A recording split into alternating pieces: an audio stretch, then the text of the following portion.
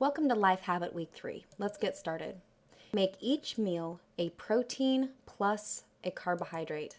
So how are we going to do this? How much protein and how much carbohydrate? Well, we're going to eat at least 10 grams of protein every time we eat. And our carbohydrate intake is going to stay under 30 grams. As far as fat goes, we're going to address that in future weeks, so don't worry about that right now. Why eat this way? Well, for many reasons. Carbohydrates are digested slower when we combine protein with them, and the slower the better. It also stabilizes our blood sugar levels, which stabilizes mood and energy. Protein is needed to burn fat and feed muscle, and we need carbohydrates for many functions, including fat burning. However, let me give you the secret here. Too many carbohydrates at one sitting causes the fat storage process to begin. So it's not necessarily eating carbohydrates that makes us fat. It's how much we eat at one sitting. I really want you to understand that. Carbohydrates are designed to give us energy. If we eat more at one sitting than what we actually need for energy in that moment, then our bodies store it for later as body fat. So body fat is stored up energy that didn't get used.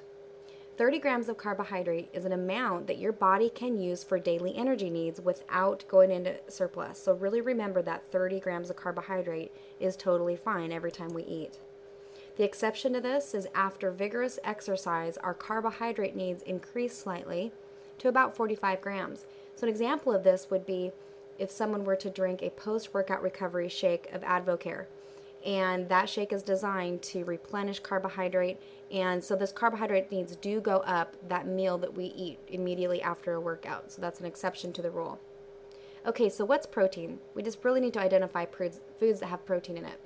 What foods contain larger amounts of protein? We're looking at meat, poultry, fish, eggs, cottage cheese, and protein powders like Muscle Gain. One of my absolute favorite products of Advocare is Muscle Gain. It's a pure protein powder, so I can add it to any meal that I need more protein. Now, little highlight here, peanut butter and cheese are fats. They are not proteins. So when we sit down to eat a meal and we're getting our protein quota, we're not looking at peanut butter and cheese to fulfill that need. Okay, so carbohydrates, on the contrary, what are those? What foods contain larger amounts of carbohydrates? A lot.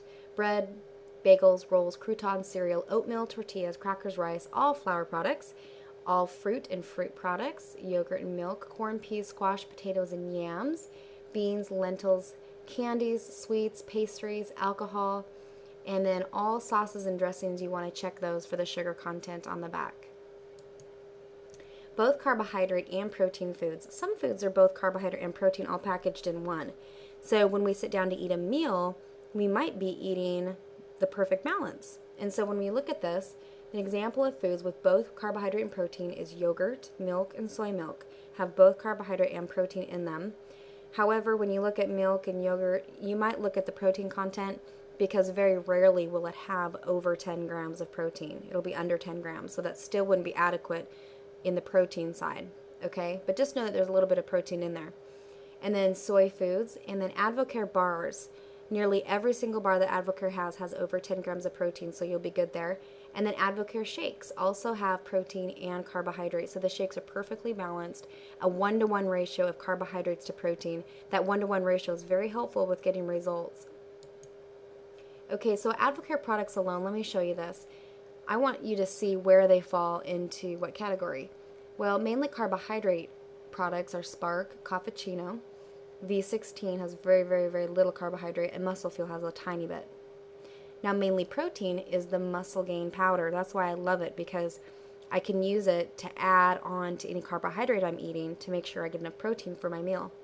Then the combination of carbohydrate and protein all in one are the bars, the meal replacement shakes, and the post-workout recovery shake. So when you eat those, you're getting that complete meal perfectly together. So determining your serving size.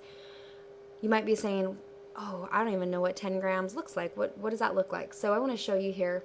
That list of carbohydrates you see, approximately 15 grams is the palm size of your hand in a serving or a portion size. So 1 slice of bread, a third of a bagel, half of an English muffin, half of a tortilla, half a cup of rice, half a banana, 3/4 cups of berries, 1 tablespoon of regular jam, 1 small piece of fruit, or 1 cup of soy milk. That's all about 15 grams. of carbohydrate. So when you look at the palm of your hand, just know that that's about 15. Okay, when you sit down to a meal, that's about how much carbohydrate is going to get you in a perfect range. Protein is about half the size of your palm, is going to be 10 grams. So if you were to eat a chicken breast and it was about the size of the palm of your hand, then you'd be eating about 20 grams of protein, which would be great because you're trying to get 10 or more grams of protein in every single meal. The key to this step is going to be to read your food labels, okay? So you look here at the meal replacement shake and this food label. We pulled this up because I wanted to show you what I'd be looking at here. When you look at the total carbohydrate and it says 24 grams, I want to ask you, does this fall within the rule of eating 30 grams or less of carbohydrate? And the answer is yes, because it's under 30 grams of carbohydrate, so this food qualifies. And then protein down there on the bottom is 24 grams. That means it also fits the life habit that we're in right now because it's over 10 grams of protein. Okay, so here's an example. I love the fruit and fiber bar. In fact, right before I recorded this, this is the meal that I ate. A fruit and fiber bar has 130 calories. The total carbohydrates are 19 grams, okay? And then the protein is 8 grams. So when I eat a fruit and fiber bar as a meal or as one of my 5 meals, I'm looking at my carbohydrate as 19 grams and I'm fine there because it's under 30 grams. But my protein is 8 grams. That means I should add a little bit more protein to get over my 10. So what I do is I add a serving of Muscle Gain. And you keep hearing me say this because it is definitely a staple in our household for all of us, my kids as well as my husband.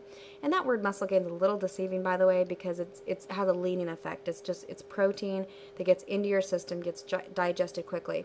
So when you look at muscle gain, what you're looking at, total carbohydrate is 4 grams. So it's really very minimal on the carbohydrates, but the protein is 25 grams. So as a total, if you pull them up and you add them together, because I eat them in the same meal, that is 23 grams of carbohydrates altogether and 33 grams of protein. So this is a meal that qualifies for my habit.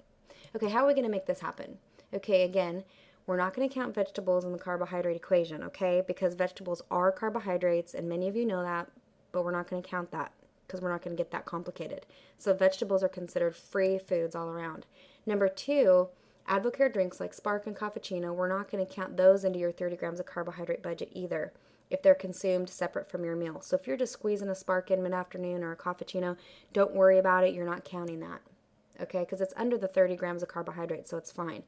Number 3, read your food labels. That's how you're really going to educate yourself on this. Number 4, plan your meals ahead of time, for sure, especially with protein. You want to make sure you plan for protein, and that would be the key phrase that I would say as a take-home message right now for this life habit is plan your protein. Number 5, when in doubt, eat a bar or a shake. Stock them in your car, your office desk, your purse. We have them absolutely everywhere. My kids eat them, I eat them, my husband eats them, and it's because we can eat a perfectly balanced meal anytime that we need to eat a meal. Number 6, at restaurants, we want to take our sandwiches at restaurants and eat them open face with no other carbohydrate choice, okay? And then for salads, make adjustments to the added carbohydrates in the form of croutons, breadsticks, tortilla strips, etc. I usually just ask for that stuff, to be taken off because I don't want to mess with it. And usually salads at restaurants taste great with that anyway. And then for Mexican food, that can be a little bit of a challenge. You have to really think this one through. There's the fajitas with the corn tortillas are your best option. And then 1 corn tortilla plus 1/4 a cup of beans equals your carbohydrate limit. And this would mean skipping the chips. So at a Mexican restaurant, we have to think a little bit more, at any restaurant really. And I look at carbohydrates kind of like a budget. And I choose the ones I like the most, and that's what I eat at my meal. Okay, this is a group assignment. If you're with a group right now, or maybe you're by yourself, I would love for you to grab 5 to 10 carbohydrate food items that you have within your reach in your kitchen or wherever you're at, and determine the serving size that a person can eat and still consume 30 grams of carbohydrate or less.